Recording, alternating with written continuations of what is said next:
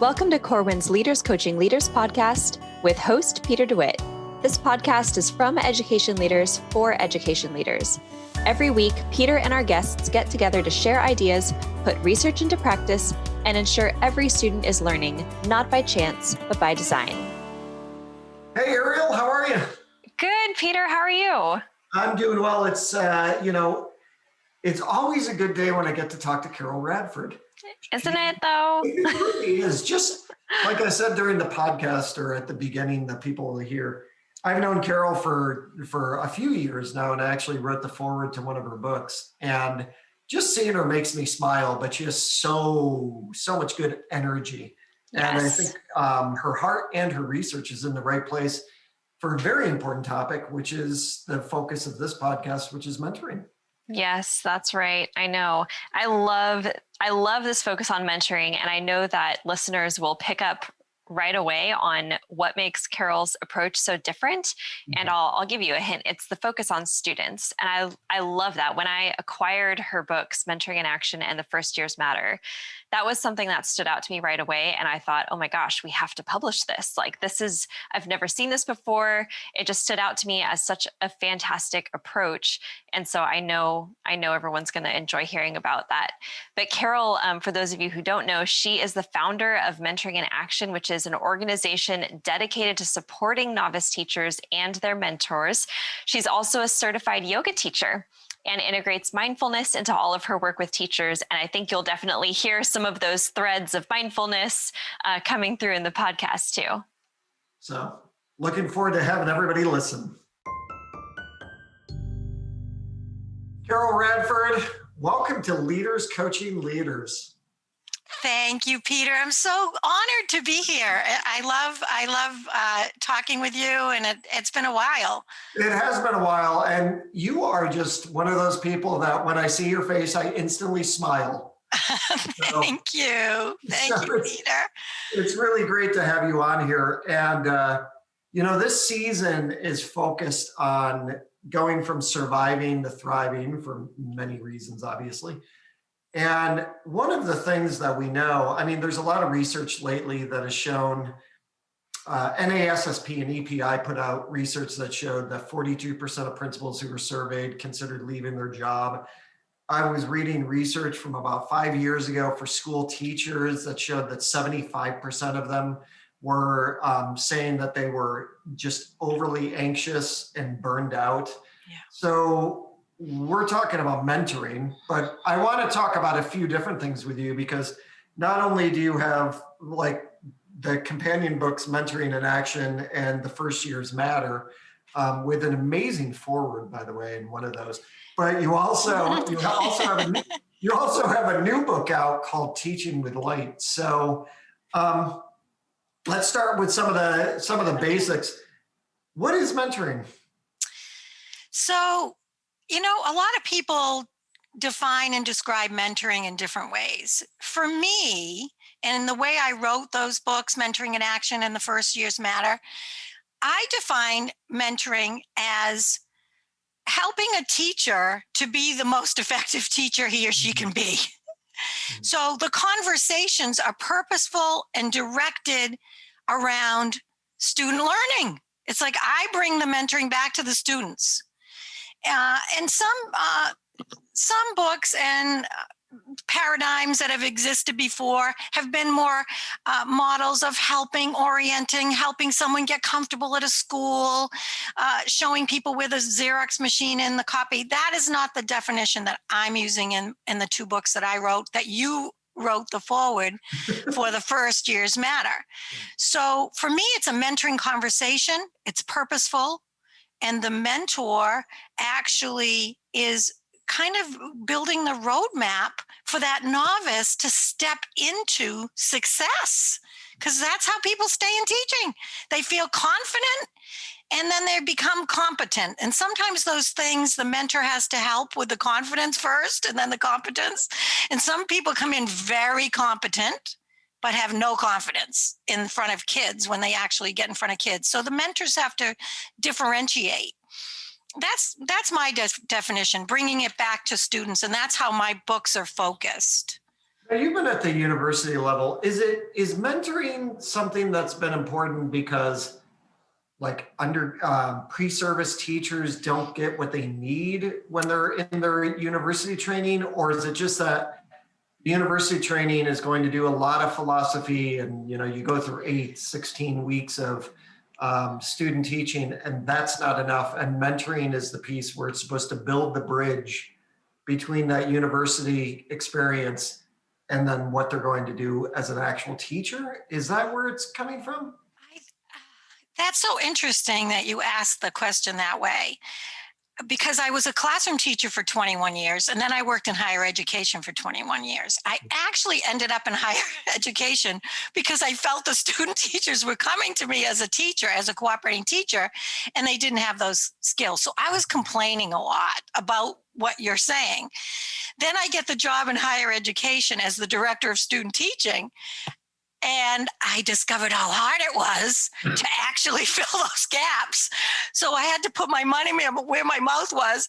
I was directing this program, and then I was discovering, oh my God, well, it's really hard to give them these mentoring experiences when they're not in the classroom on their own. And you wrote about this in your foreword. Your first 3 years of teaching, you were so excited to get your own classroom. You're ready, and then you get in front of the kids by yourself with no safety net from the university, and you're like, oh my God, this is really hard. Yeah. So I was thinking I could just have it happen at the university level. And more can happen there as well. Like when I worked in an alternative certification program at one university, I was training career changers. They were coming in from engineering. They didn't even know the language of teaching. So in higher education, the mentoring had to be the glossary of terms. They were mathematicians, engineers, some doctors, people going into teaching for very different reasons. They were older candidates. And if they couldn't get that mentoring, then it really was going to be a problem. They weren't going to stay. And we saw some of that. So in higher education, these alternative programs are the fast tracks, they call them sometimes, because people already have masters. Some people already have doctorates.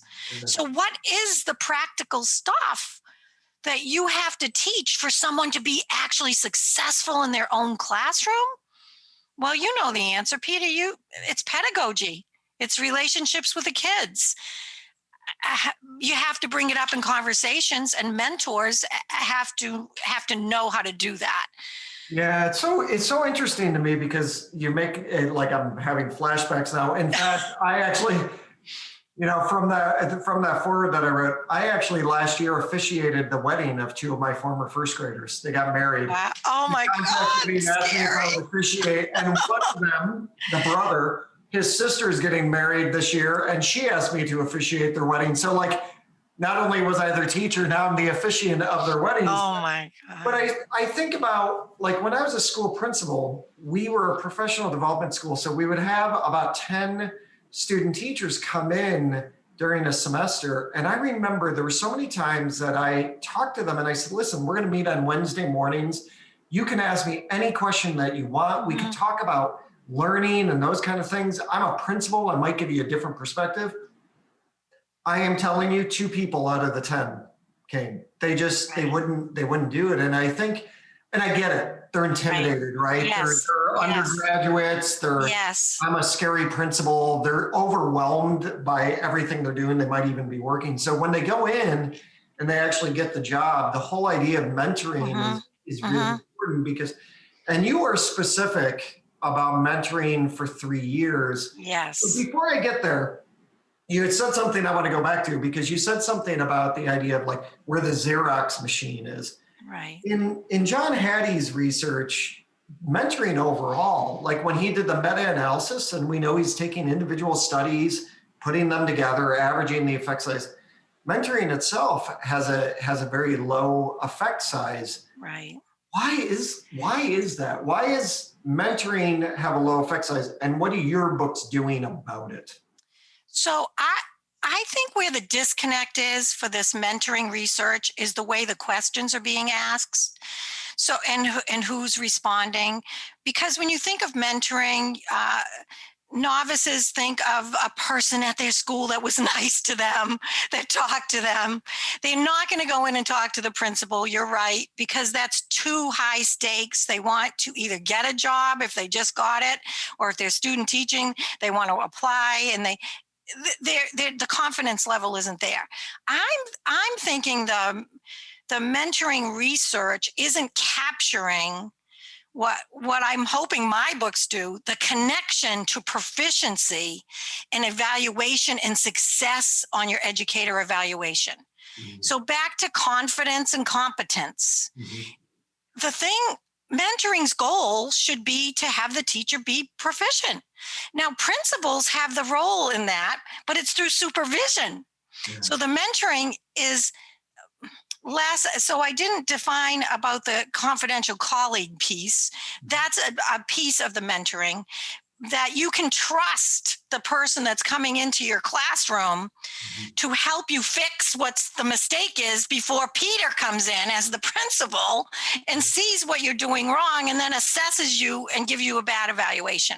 So the way that I framed my books month by month, the real goal is preparing this teacher to be successful on the ed evaluation, which means that the conversations have to go beyond orientation conversations.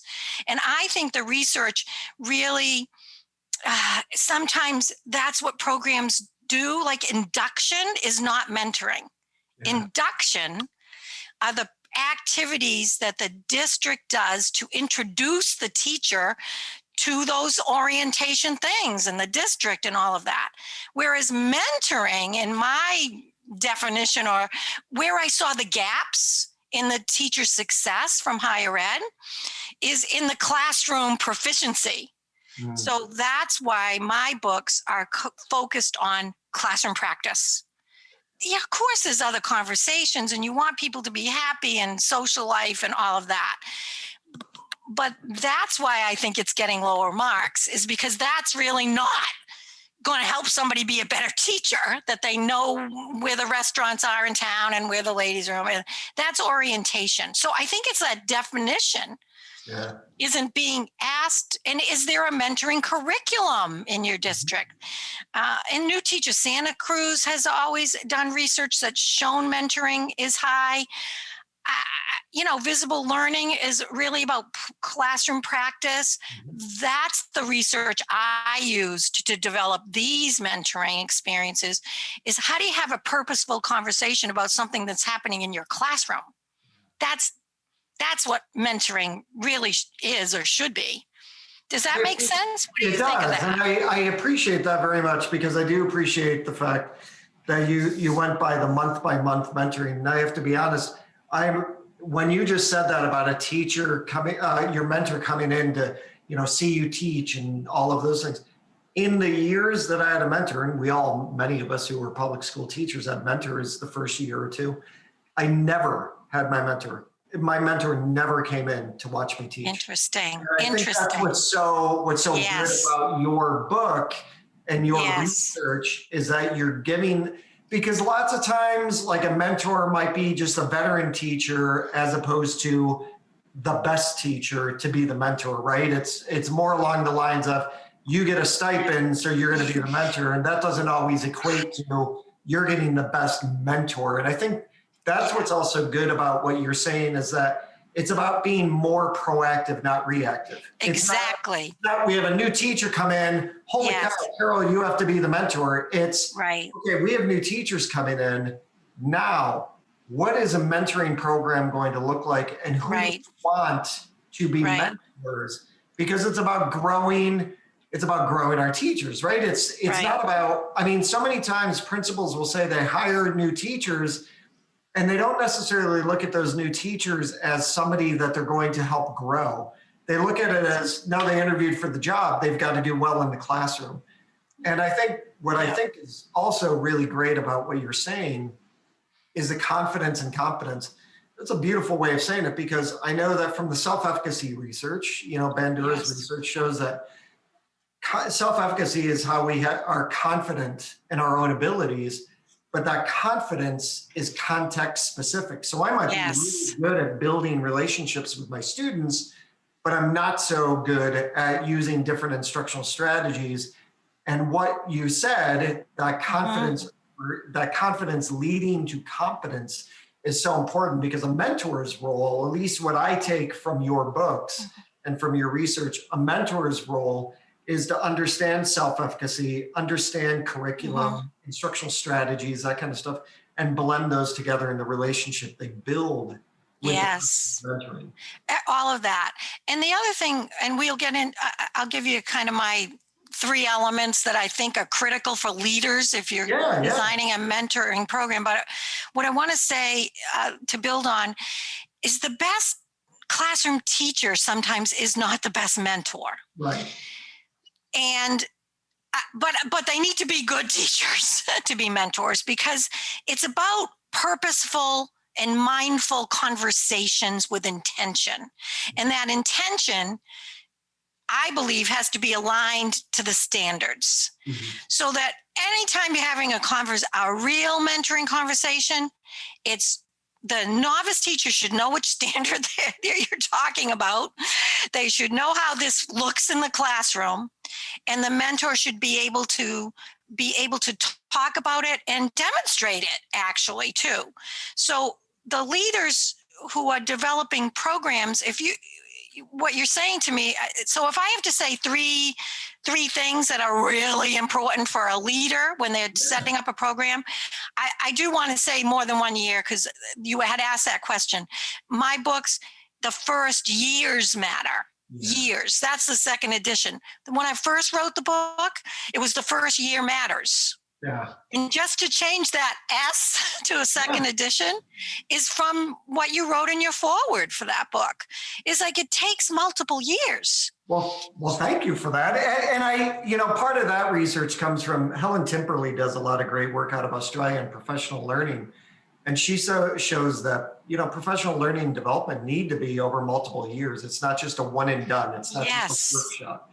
It's over. So that's why I appreciate the fact that in your book, you do have first years matter, and you talk about it being like a 2 to 3 year process, and I think that's a wonderful, I think it's an important way of looking at that. So and I think that shift costs money. So here's the number one element. Yeah. The work I've been doing for 40 years, you have to train your mentors.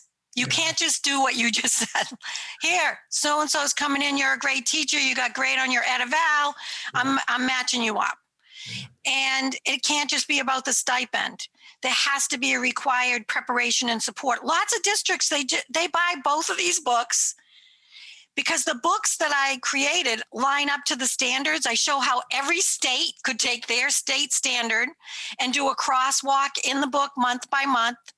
And that's where these conversations, because all the standards are pretty much the same in all 50 states. We might say they're a little different, but there's classroom management and curriculum and so forth. So all these conversations. But here's the rubber meets the road is when the mentor knows what they're doing.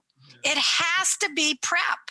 So when they read these books, and then I've designed courses online for them to take, they go in deep and understand more than a teacher, more than being an effective teacher. What they're understanding is how to take that and talk to someone else about that.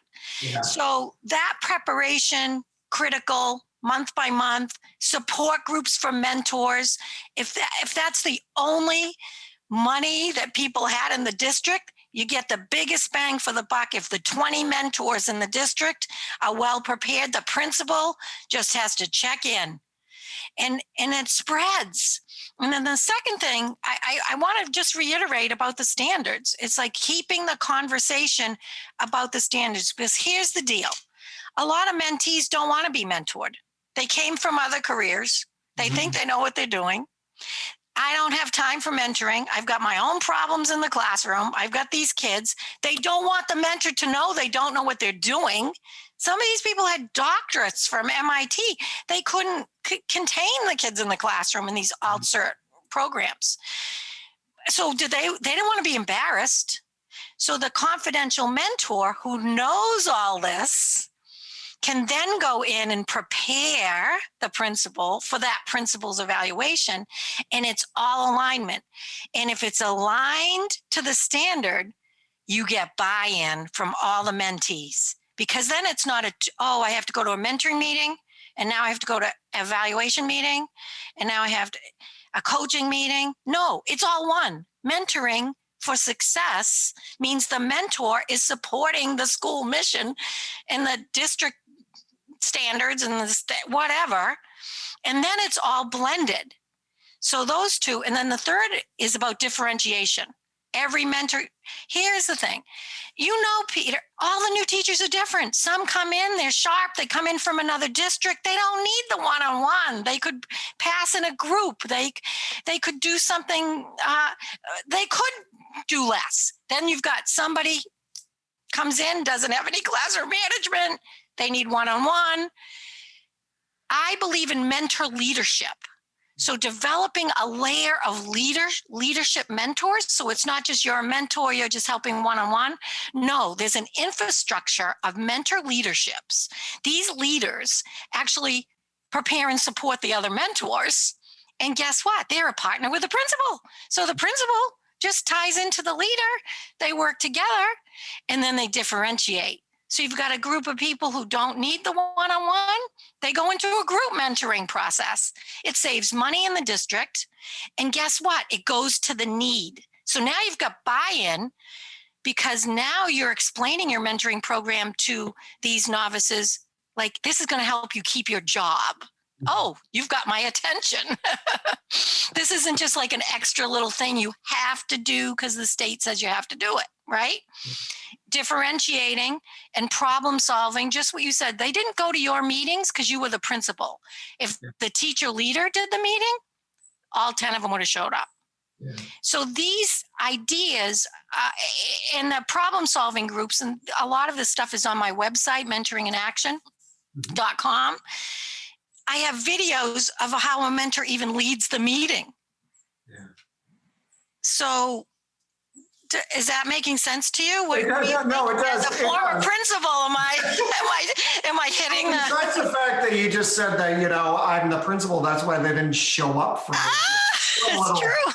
I'm a little upset with that one, but that's okay. You're not. That's true, right? Well, it's funny. A little bit. I always felt like that's why I talk so much about status, that principals have status, because I didn't see myself as the principal. I mean, I was the principal. I get that. Right. But right.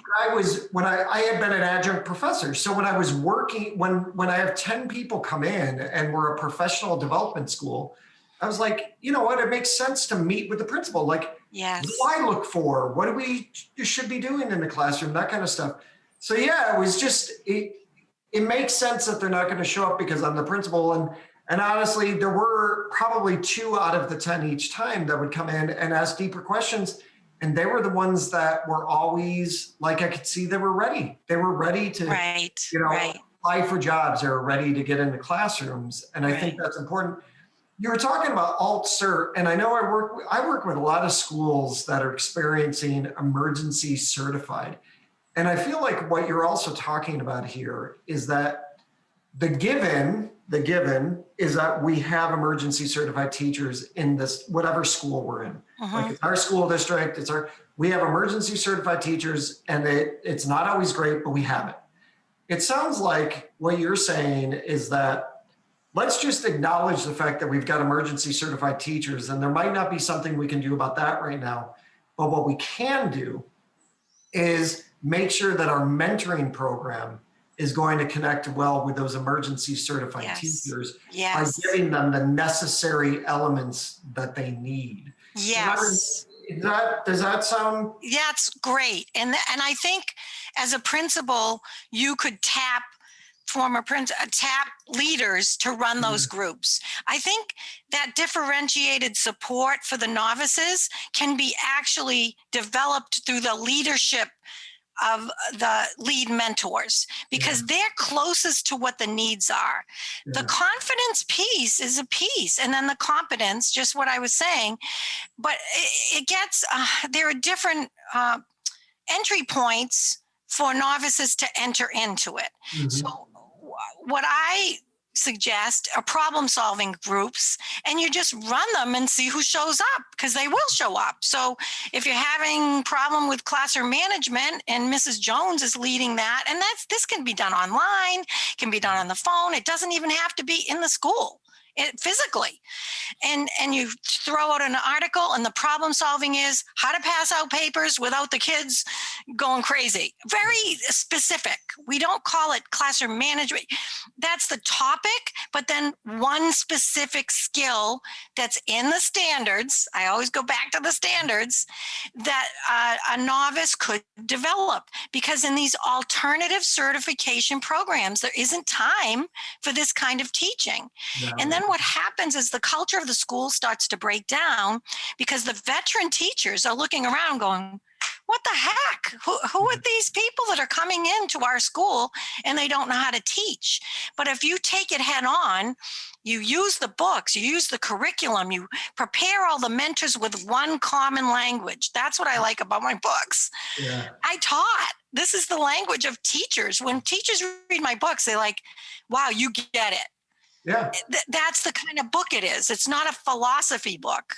And I can do that too. I can do the principles and all of that. But that's not that's needed right now, because the bottom line is, yes, these are alternative route teachers, but some of them are stellar.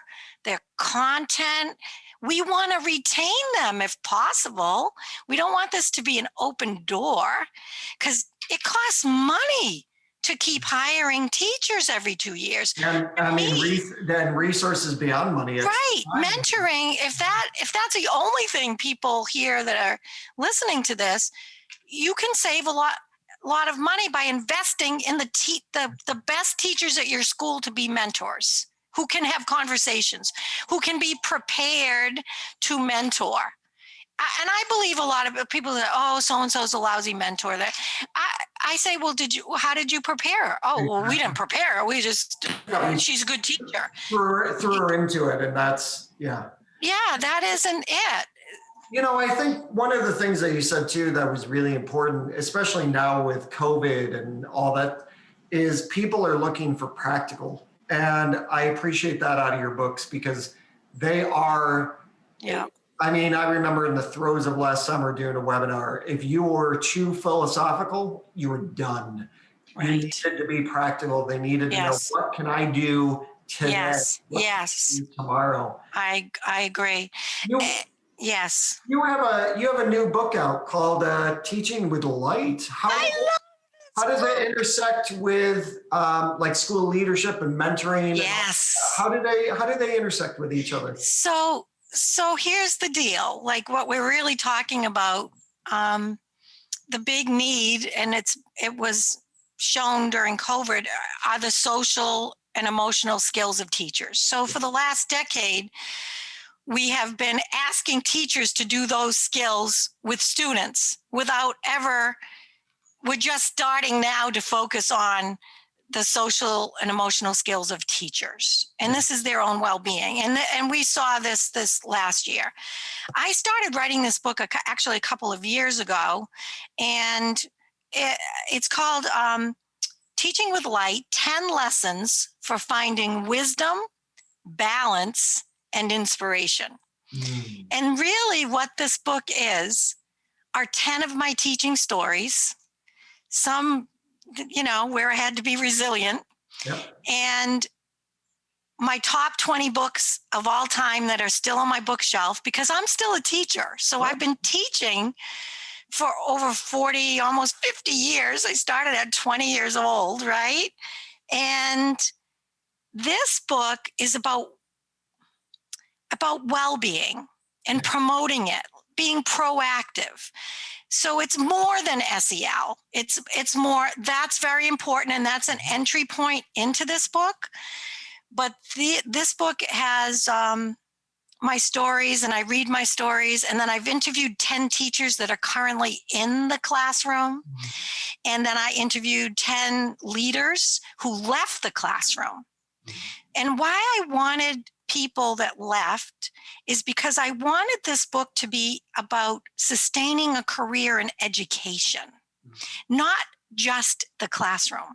Because you became a principal, I ended up working in higher education. We're not the bad guys. We're all trying to build a community of educators.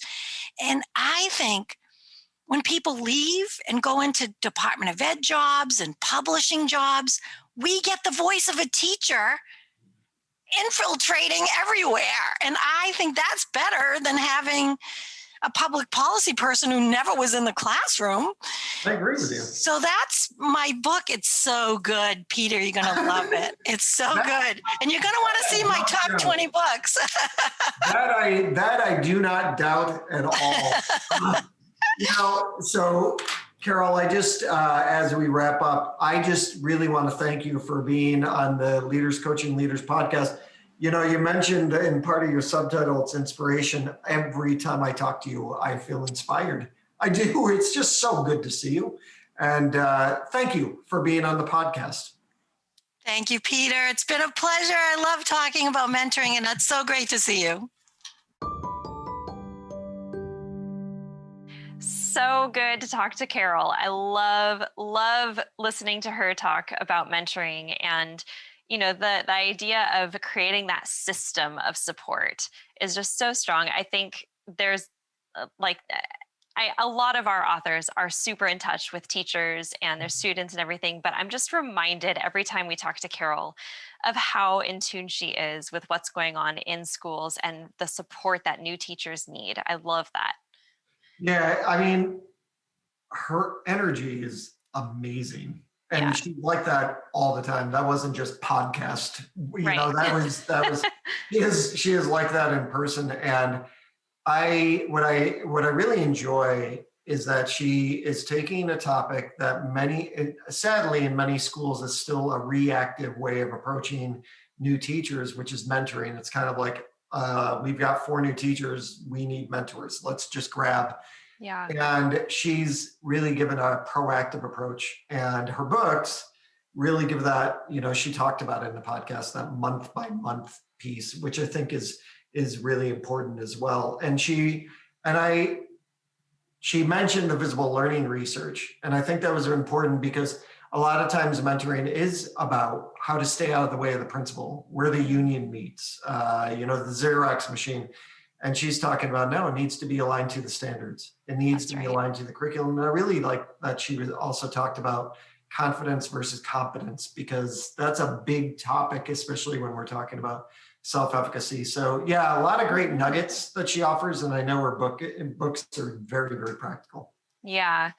So her books are Mentoring in Action, The First Years, plural, Matter. And her newest book is called Teaching with Light, that just came out this year. And it's absolutely gorgeous. I hope everyone listening goes and picks up a copy, because you just have to see it and appreciate all of the light and energy that you heard coming from Carol in this interview. You will see coming through in her books as well. So I hope that everyone enjoys that. Yeah, and I really, one of the things that I probably wish I talked more about was the intersection of mindfulness, especially when you're working with new teachers, because we know that people are feeling very stressed and anxious these days. And, as you know, Ariel, because you're my editor and we've worked on this with collective leader efficacy, that mindfulness piece is really important for people to kind of, let's start acknowledging the fact that we need to take a step back and breathe. And so I really enjoy the fact that Carol focuses on that quite a bit in her work. Yeah. Well, thank you everyone again.